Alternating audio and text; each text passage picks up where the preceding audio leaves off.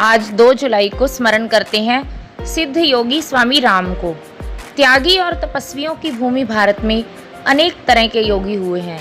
केवल भारत ही नहीं अपितु विश्व के धार्मिक विद्वानों, वैज्ञानिकों और चिकित्सकों को अपनी योगिक क्रियाओं से कई बार चमत्कृत कर देने वाले सिद्ध योगी स्वामी राम का नाम असहज योग की परंपरा में शीर्ष पर माना जाता है। स्वामी राम का जन्म देवभूमि उत्तरांचल के गढ़वाल क्षेत्र में 2 जुलाई 1925 को हुआ था।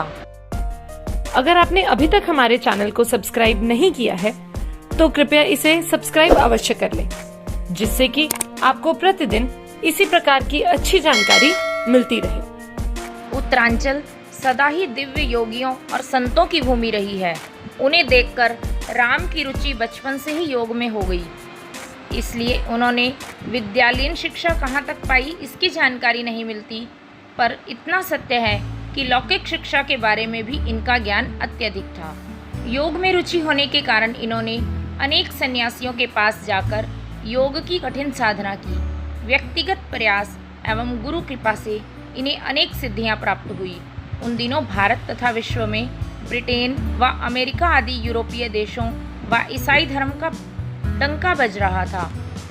वे लोग भारतीय धर्म, अध्यात्म, योग, चिकित्सा और धार्मिक मान्यताओं की हंसी उड़ाते थे और उसे पाखंड बताते थे। अतः स्वामी राम ने उनके घर में घुसकर ही काम किया।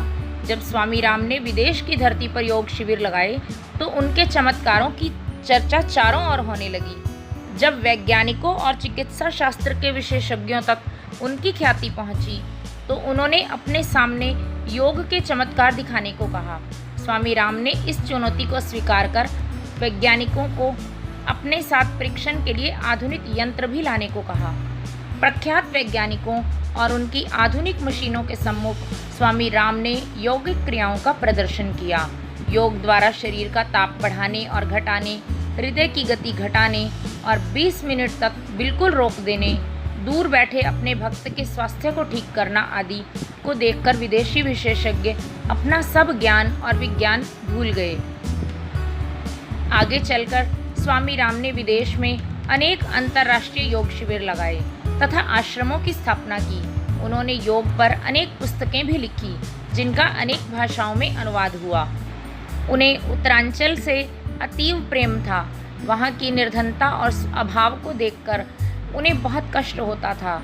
इसलिए उन्होंने देहरादून जिले के जोली ग्रांट ग्राम में एक विशाल चिकित्सालय और चिकित्सा विद्यालय की स्थापना की। इस प्रकल्प के माध्यम से उन्होंने निर्धन जनों को विश्व स्तरीय सुविधाएं उपलब्ध कराने का प्रयास किया।